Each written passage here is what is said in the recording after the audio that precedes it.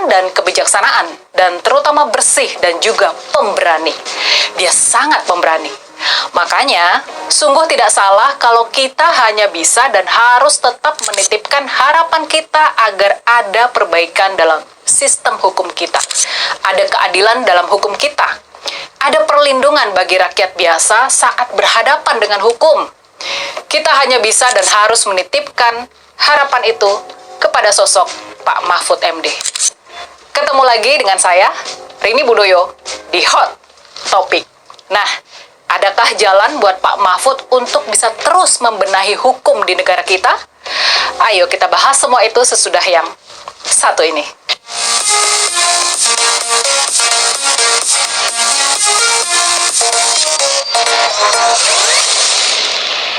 Karena begini Silvi, saya ngeri melihat Indonesia masa depan ini ya. Kalau tidak dari sekarang disadari, satu, setiap ada kontestasi politik, lalu hukum diubah disesuaikan dengan kebutuhan politik. Itu kalau terjadi setiap pemilu, hancur kita ini kan. Pak Mahfud sekarang ini mulai bergerak lagi, kembali ke kampus untuk ikut menyiapkan dan melahirkan generasi baru pendekar hukum yang diharapkan bakal lebih masif, kuat, dan efektif dalam membenahi sistem keadilan di negara kita. Tapi sesungguhnya ada satu lagi harapan yang mulai diperbincangkan dan mungkin pas untuk jadi tugas Pak Mahfud berikutnya dalam bakti panjangnya bagi negara kita. Harapan itu, Pak Mahfud terjun langsung memberantas korupsi dan Ya teman-teman, selamat datang lagi di channel ini. Kali ini kita membahas lagi tentang harapan KPK yang mengusungkan atau mengusungkan penggantian pimpinan yang diperkuat dimatikan katanya. Harapan KPK yang akan diganti pimpinan diperkuat dimatikan Publik menaruh harapan besar pada KPK yang sebentar lagi akan diganti pimpinan.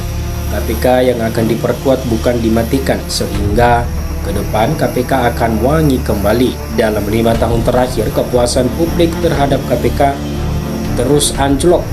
Penyebabnya mulai dari sepinya operasi tangkap tangan atau OTT yang hingga permasalahan yang terjadi di internal KPK. Pimpinan KPK kerap tersandung kasus etik. Kasus yang paling disorot adalah penetapan tersangka kepada ex-ketua KPK Firly Bahuri dalam kasus suap dan gratifikasi. Potret masih anjloknya kepercayaan publik terhadap KPK bisa dilihat dari survei yang dibuat Indikator Politik Indonesia atau IPI. Survei terakhir indikator yang digelar awal April lalu, hasilnya kepercayaan masyarakat terhadap KPK masih anjlok.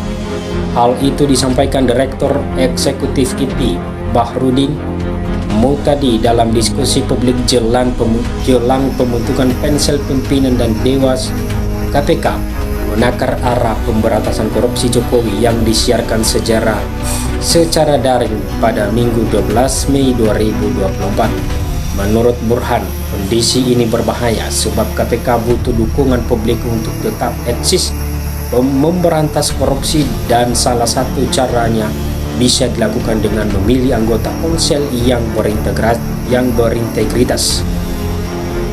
Saatnya kembali menaikkan iman publik terhadap KPK, ujar Burhan.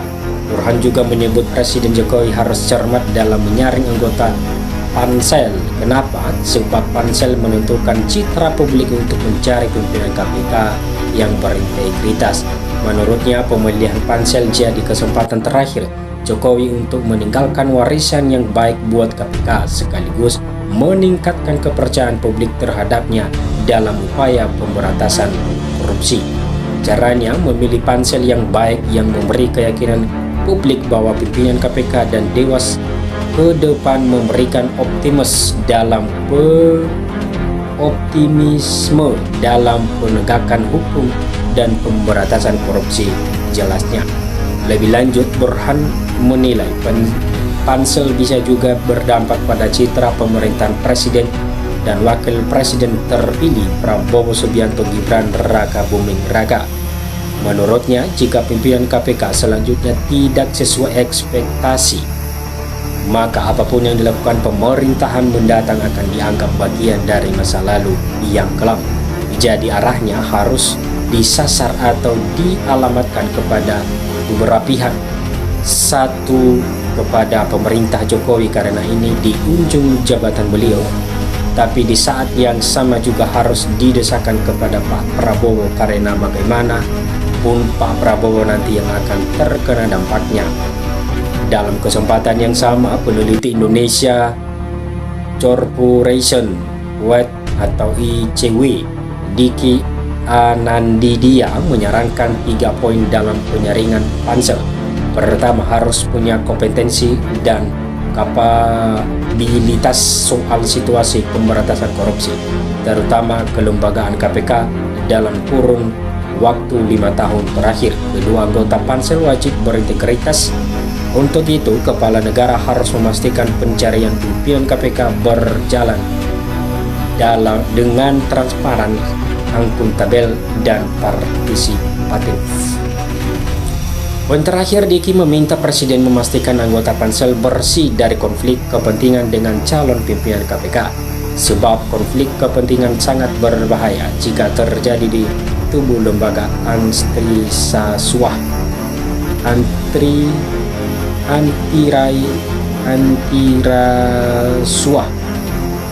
Saya kira Presiden sendiri itu punya segala perangkat untuk mengecek latar belakang seseorang, mulai dari riwayat pekerjaannya, riwayat hukumnya, sampai pada apakah seseorang tersebut punya afiliasi dengan institusi negara atau kelompok politik tertentu, ujar Diki.